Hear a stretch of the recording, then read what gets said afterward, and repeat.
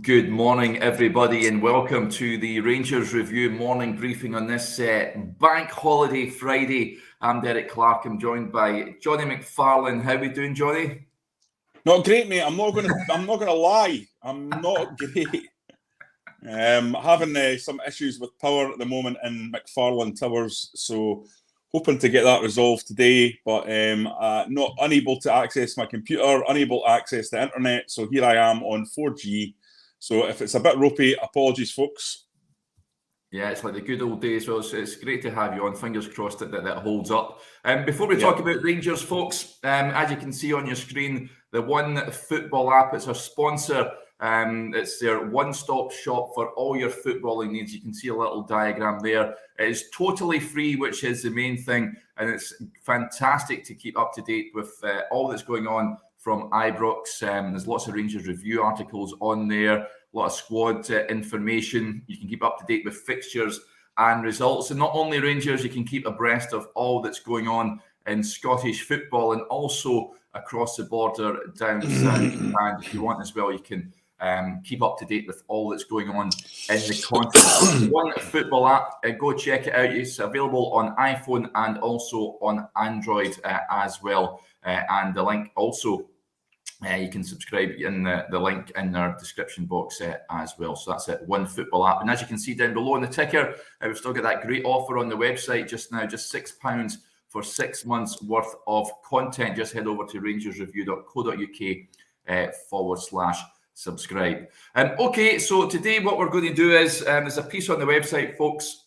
We've went through the Rangers squad, detailing when their contracts are up and who's deserving of a new deal and who perhaps should not be let go, but they're just the situation just carry on as it is. We'll bring up this little graphic, Jonny, that we've used in the piece, and we'll go through it man by man. So we'll start off, obviously, the two players that are out of contract at this moment in time, Alan McGregor and Leon Balogun. Now, I think we've discussed the pair, Jonny. I would be inclined to give Leon Balogun an extension, not so much Alan McGregor, unless he's going to he's not going. I don't think he's going to be the number one next season. I think everyone's in agreement with that. But I would be inclined to give Balogun a deal. I'm not so sure about McGregor. I agree with you on McGregor, mate. The thing about Balogun that concerns me, and I really like Leon Balogun as a player, and I think he's been a great signing. But I would fire this back at you, Derek. If you bring in Balogun, what are you doing with Leon King? It's a good point. It's a good point. Then you bring Helander into the equation. It's a difficult one because Balogun, for me, is an absolute class act. And it's not just on the pitch, off the pitch. He's such an influential figure. That's why I think Stephen Davis and Scott Arfield are sticking around. You heard Gunnar Goldson mentioning that it's important to keep that core group of experienced pros. Balogun's one of them, but you're right. There's going to be a point in time when you're going to have to start bleeding young players. I think Leon King's getting a bigger role to play next season. It's a good shout. That's a dilemma for me. I would be inclined to give him a year. I think it's between him and Helander. I think Helander, of course, his deal's up next summer. I know Balogun's had his injury issues as well, but Helander's been plagued for much of his career.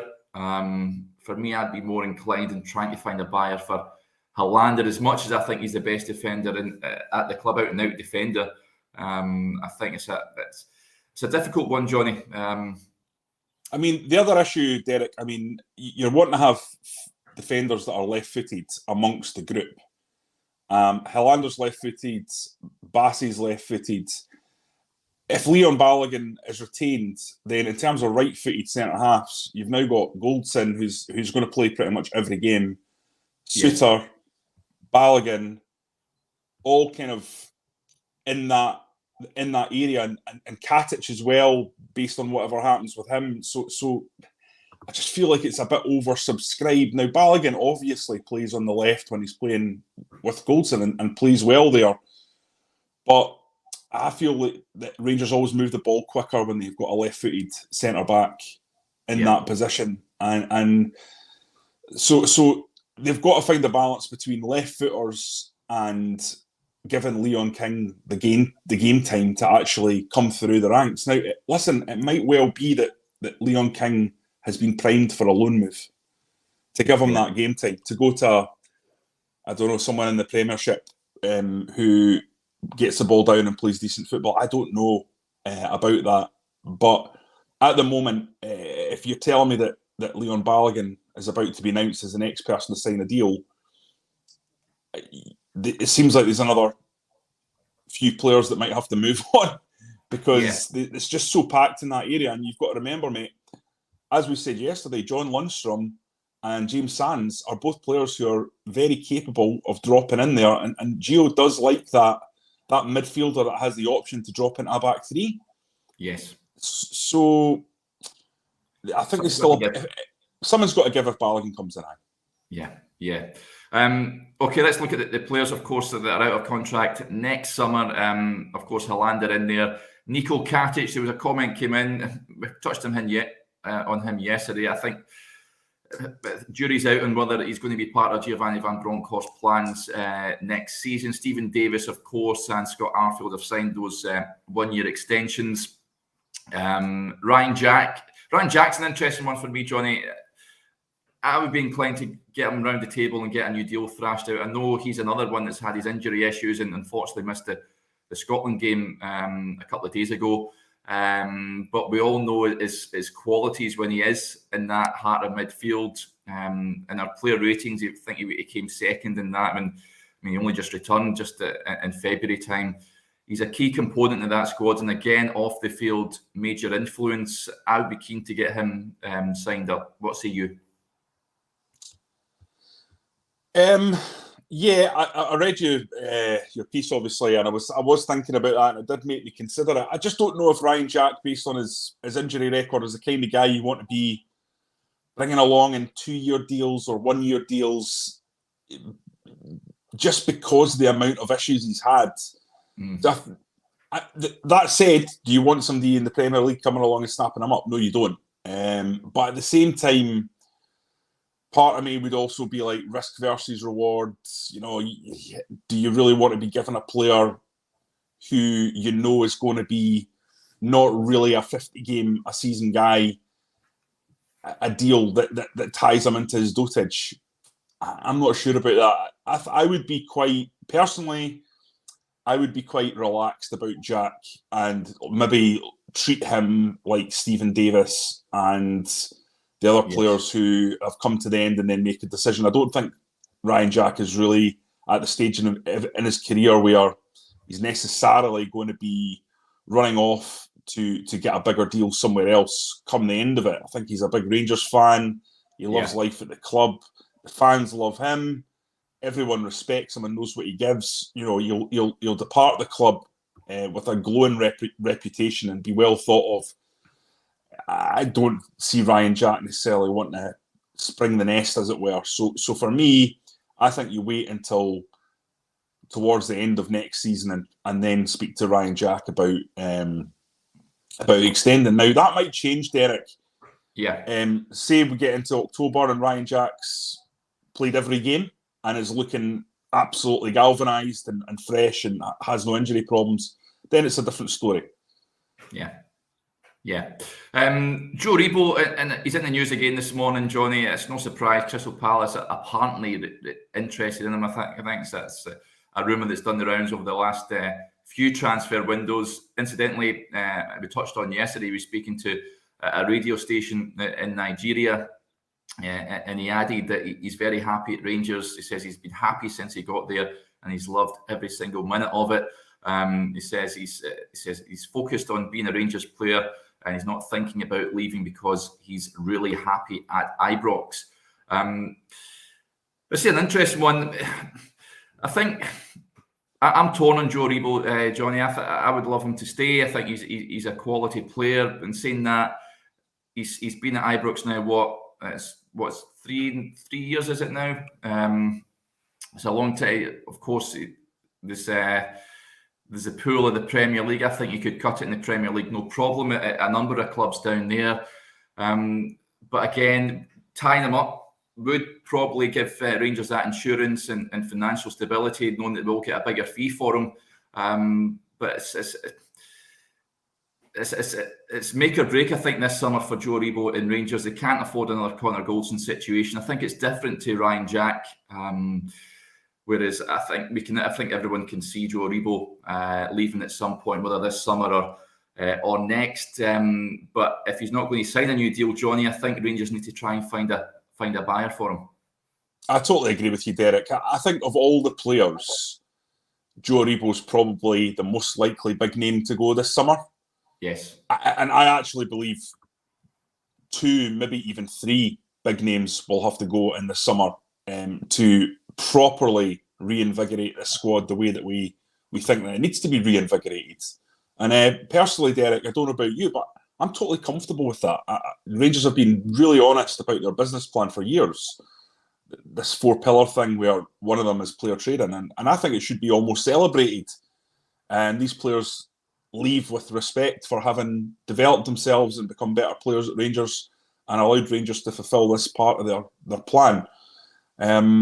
It's never good when you see top quality players go out the door, but at the end of the day, I think there is a general acceptance from Rangers fans, and certainly from my point of view, looking at it as someone who covers the club, that there's a freshness that's going to be required by adding some top quality new blood, just to shake things up a little bit tactically, technically, and in the league. And I think Joe Aribo, as good as he's been, 1 year left in his contract, I think that's an ideal guy to move on if you can. He's just scored in the Europa League final, so yeah, I don't get the sense that there's that much commitment to be hanging around for the full the next year, and certainly going forward. So for me, that's the one that would make sense as being the obvious one to cash in on, Derek. I don't know what you think about that. If you think actually there's other players there that would be more likely.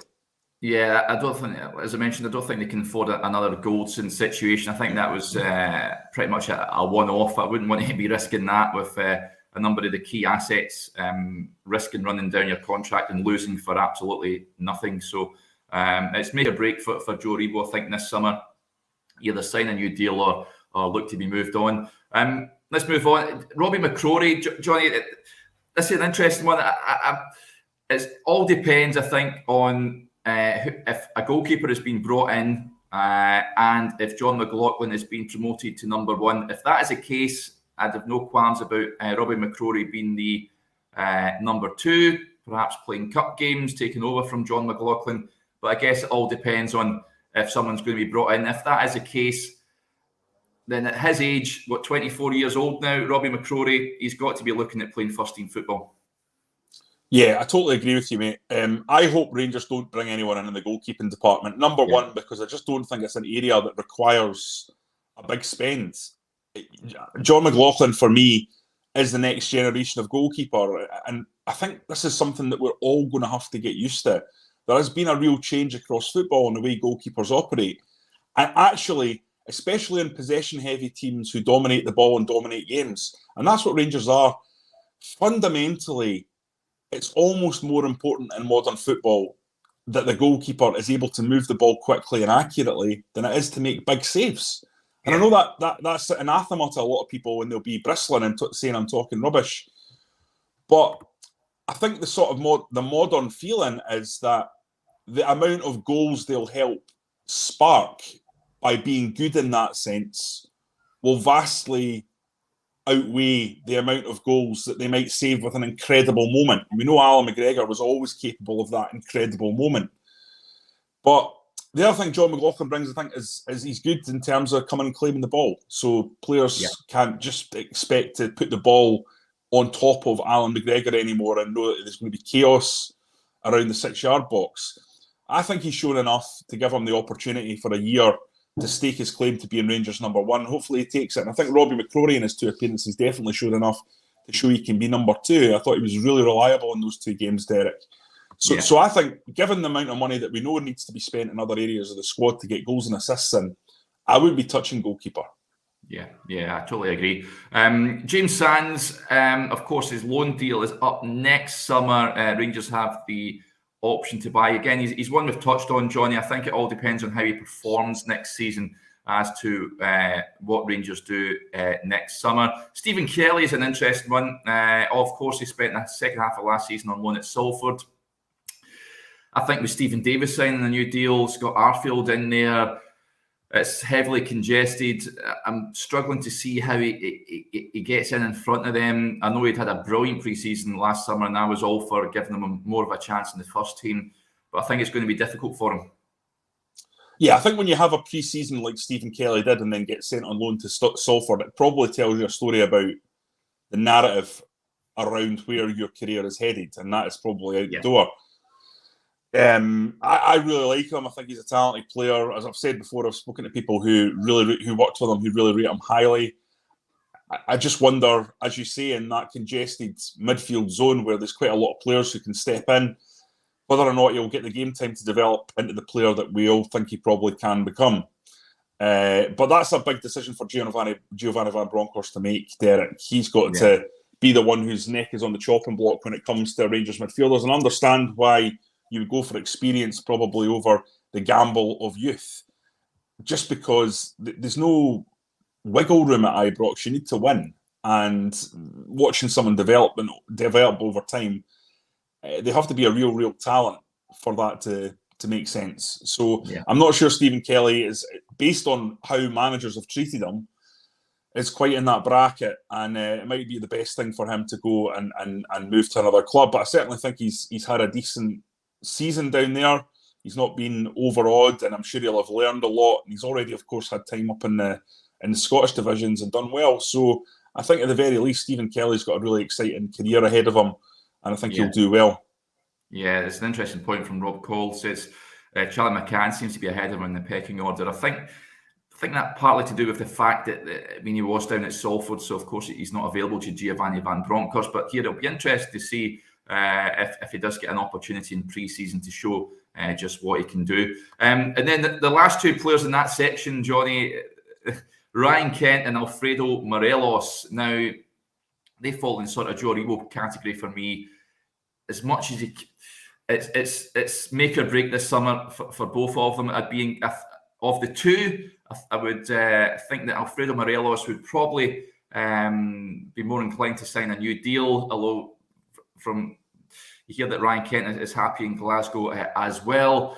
Do you see either of them or both of them going in the summer? And how important is it to get them both or tied down? Or if you're to choose one, who's a priority for you? Oh God, they're both terrific players. You know, you don't want either of them leaving, do you? I mean, no. But again, it comes down to this sort of fiscal reality that Rangers have to face, and players that are coming to such a short part of their contract left, and you know that ultimately, if you don't tie them up, then they could walk away for free, and that would be the worst case scenario, wouldn't it, for those two players? I mean, that's there's no doubt in my mind Kent's a £20 million player, and Alfredo Morelos, when he's at his best and fit and firing, is probably worth more than that, Derek, in my mind. Yeah. So conservatively, £40 million would be walking out the door for free. You just can't have that. No. Now, Alfredo Morelos has just had a kid. He seems a lot more settled. There's a lot less talk about transfers around him. He's recently switched agents, and you notice that the transfer noise has stopped a bit, Derek. Yeah. Now, whether that's down to there being less interest because he had quite a period of poor form, but all of a sudden he was finding his feet again under Giovanni Van Bronckhorst. He looked terrific before injury struck him down, and I really think that's been a real pivotal part in terms of the Europa League, Derek. I would have fancied Rangers' chances of winning the Europa League had Alfredo Morelos been available against Eintracht Frankfurt in the final. I don't know about you. Yeah, no doubt about it. I'd have just loved to, just for his own sake, just seen him up there. You know how much he loves that competition. It just felt for him not being available, not only for the final, of course, but the semis and the Braga game as well. It was just a massive disappointment for him. And of course, we've seen the videos of him going through his rehab. He's going to come back, and I'm sure he'll be rearing to go at the start of the season. But yeah, he's the one, Johnny. I think that He loves it at Rangers. He's worshipped there. He's really come. How long? Kashina brought him in, didn't he? When was that? 2017. So he's been here, 5 years now? But by all accounts, he's loving life at Rangers. And you're right. When he first joined, there was a reported interest from China, of course, then clubs in France, teams down south. Lille, wasn't it? Lille, yeah. But it seems to have gone quiet in the last few windows, and long may that continue. But yeah, of the pair, I think I'd be more inclined to keep Alfredo Morelos, although Ryan Kent, another top-class player, and you don't want him going into his final year of his contract, a la Connor Goldson. Let's move into the next category. Players whose contracts end in 2024. Not so much of a priority, these guys, but the one that sticks out for me, Johnny, is Calvin Bassey. Another brilliant performance, earning rave reviews for his performances for Nigeria. This boy is going places. We've waxed lyrical of him in recent days. Would be inclined to try and get him signed up for at least another couple of years. Oh, of course. There's three there, Derek, for me. Bassey, Hadji and King. Yes. I think you need to think about very quickly tying them up for longer. Now, I know Leon King just recently signed a new deal. But 2 years left for him, such a high-quality young talent. That to me is worrying, because if he has a 6 months where he's flying, it's almost like you have to sell him in December. January transfer window. So I'm not keen on that. I think that's something that the Rangers have to look at. But listen, there'll be reasons why Leon King didn't sign a longer-term deal. There'll have been pressure from his agents about game time. Yes. And there'll have been financial demands given the levels of club that was looking at him. So this was a kind of a stopgap. What you ideally want is Leon King to blast onto the scene at the start of next season, and for Rangers to agree a deal with him that keeps him in the golden handcuffs. Hadji, for me, Derek, is one that they need to get sorted out. I don't think anyone's in any doubt of Yanis Hadji's quality. I don't think anyone's in any doubt that there'll be people coming calling. He can only improve. And even if he doesn't improve, even if he just stays at the same level, he's a top quality player who'll provide you goals and assists. So I think you don't really want him going any further into his contract than he has already done. I think getting a new deal arranged there while he's injured would be smart. Getting him sorted out and tied down for maybe another 2 years on top of what he's already got. I think that's the kind of structure that you would want around Hadji, just to keep him in place. And of course, as you say with Bassey, Derek, it's just a no-brainer, that absolute no-brainer. And if you won't sign a contract, then it does put a pressure on in terms of any transfer bids that come in. But I can't imagine, Derek, any world where Rangers haven't already tentatively signed it out or been signed it out Calvin Bassey, because he's on such a low deal. I don't know his exact weekly wage, but I would imagine it's under £5,000 a week. He wouldn't be on anything like the kind of money that the big name players that Rangers are on. The likes of Connor Goldson, who's just signed a very lucrative deal. That he won't be anywhere near that. So I think that's something the club really need to look at. And it might be that Bassey's people think, well, Rangers seem determined to keep this guy around. He might as well earn while he's around, Yeah, some interesting points coming in about Hadji. Spoy here says that he's too slow, wasn't very good before his injury. Folk keep saying he was going to come good. Personally, I don't see it yet. It was a bit off the boil, but his numbers, his assists that he gets are still tremendous.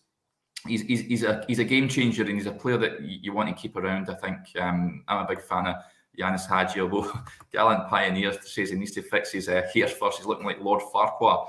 Yanis, if you're watching, sort the Barnet out, buddy. Nice Shrek reference there. That's always good in the morning. All for that. Other players in there that catch the eye, John McLaughlin, I'm not too worried about. James Tavernier, likewise, I would say. I think that's a pretty relaxed state of play at the moment. The other two that stick out, Kemar Roof and Bona Barisic. Now, again, like Helander, you can't rely on Kemar Roof. As much as I love him as a player, I think he's top class in front of goal, difference maker. you just simply can't rely on him based on his injury record. Borna Barisic, of course, has had his confidence issues, particularly this season, and he's one of those. If you've got the Borna Barisic that is on top of his game, he's frightening. Nobody delivers a ball into the box quite like him. But on top of that, you can't. Again, he's one of those. You don't know what Borna Barisic you're going to get. So, of those two players, Johnny, would you be inclined to offer new deals to either of them, or would you just keep it the state of play as it is just now and see how they get on next year? Nah, to use the sort of line that we get from Rangers, completely relaxed about those two. I wouldn't be in any way concerned with 2 years left to go, Derek. I mean, as you say, came a rooftop player, but injury prone. Borna Barisic up and down. I think the contracts are perfectly fine, and you can start worrying about that next year or even into their final year, because they're at an age where I think Rangers, is a great club for them. And if they want to go anywhere else at that point, then fair enough. If not, a deal can be done. But I don't think that either player you'd really be worrying about picking up big money for. Kemar Roof did come for big money, but he came at an age where, to me, you were buying a nailed-on starter. That was the whole point. You were getting a guy in at 27, 28 who could come in and be the main man. And that's what, when he's been fit, that's what he's been able to do. He was a huge part in winning 55. So you have to say that, for me, Kemar Roof has been a value for money signing despite his injury problems. Borna Barisic, up and down, as you say. The one thing that I would do, and if I'm going to sort of slightly criticise Ross Wilson and the club, and I think this is fair criticism, I think if you look at that, mate, there's an awful lot of talent tied up into 2025 that you would say, if you take that down, mate, so I can have a look at it. If you take down David Kerr's comments, so I can have a look at the actual contracts. I mean, you're talking about Jack Simpson. I mean, that was a really, really long contract he got, 4.5 years. Namdi Offaborn, now we know there's issues there. He's had a heart complaint. We don't know the full extent of it. He's certainly been in and around the club. We've seen him. Yeah, I've enjoyed seeing pictures of him in and around. I must admit, and then even going on holiday with likes of Aribo and Kamara, that's good to see. So hopefully he will try and find out the state of play with him. But it's harsh to even analyse him at the moment, Johnny. I think because we've not had an opportunity to see him. Yeah, absolutely. But again, it's a long contract for a guy that's not kicked a ball, but that's not Rangers' fault. Yeah. Zukowski, again, not much been done there, not much happening.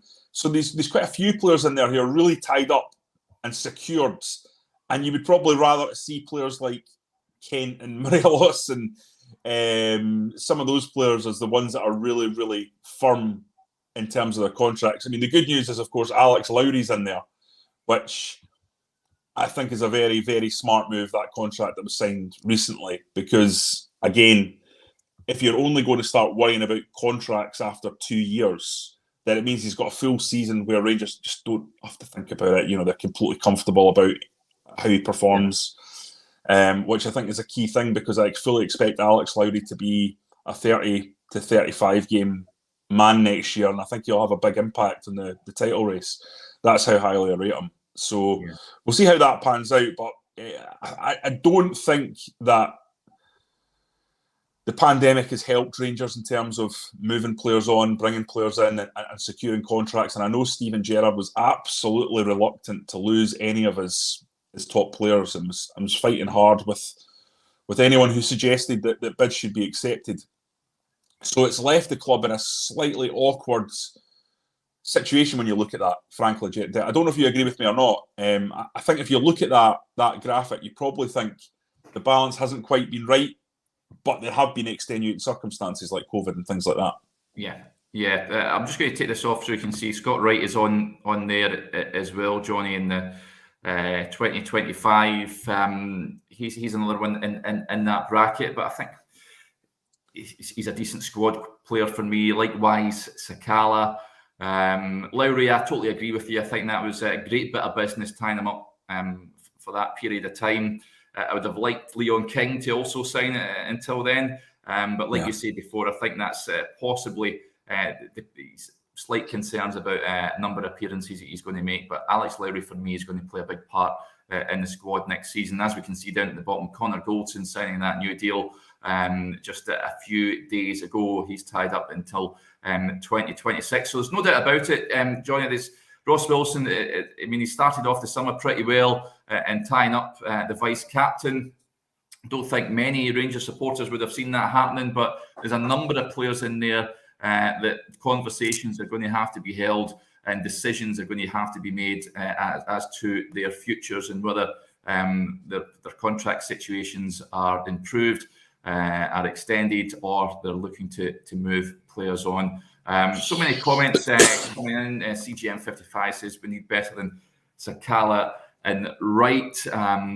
It's a fair point for me that they're both squad players and they're decent, I think, for the Premier League, the Premiership. But it's whether Rangers make it into the Champions League, perhaps, as going on another Europa League run. You want to bring in a quality first team starter, I think, in the summer to challenge and just to freshen things up as well, Johnny. I think that team, I think I seen a graphic a few days ago, the 2019 team and the team that played recently in 2022, and I think there was only 2 players that had left, that departed. So it's pretty much been the same side for the last few years. And we all know that football teams, they go through cycles, of course, they need freshened up. And I think we're both in agreement that Rangers need a few fresh faces in the summer. Yeah, absolutely. There's no doubt about that in my mind. The good news is, for any Rangers fan, I think the defence, the goalkeeping situation is really, really solid. Yeah. I think the base of midfield is really, really solid. Where Rangers need surgery, they need surgery in that attack, final third, wingers that can score goals at the back post, strikers that can back up Morelos and Roof, and just guarantee you more goals. That's absolutely what's needed, Derek. You know, I've said before about Alfredo Morelos, as much as I love the guy, I think he's a terrific player. He doesn't score enough goals in the Scottish Premiership. And Rangers could do with a killer at that level. Someone who can get, a Chris Boyd. Someone who maybe can't cut it at European level. You've got Alfredo Morelos and Kemar Roof to do that. But someone who can just guarantee you 20 to 25 goals. A flat track bully. Someone like Chris Boyd, I think, would be worth his weight in gold. I totally agree. I think Rangers need 2 forwards at least, as the comment came in, next season. Can't have a season when we're going into European finals with no recognised striker. As much as it was a heroic effort to get there and get past Leipzig with no recognised forward. But listen, folks, that'll do us there. Thanks to everyone for getting in touch with the comments as ever. Very much appreciated. Remember, just a reminder of our special offer we've got on the website just now, just £6 for 6 months worth of content. You pay your £6 and that's you sorted for half a year. Just head over to rangersreview.co.uk/subscribe for all the details. We'll be back again on Monday, but until then, enjoy your Jubilee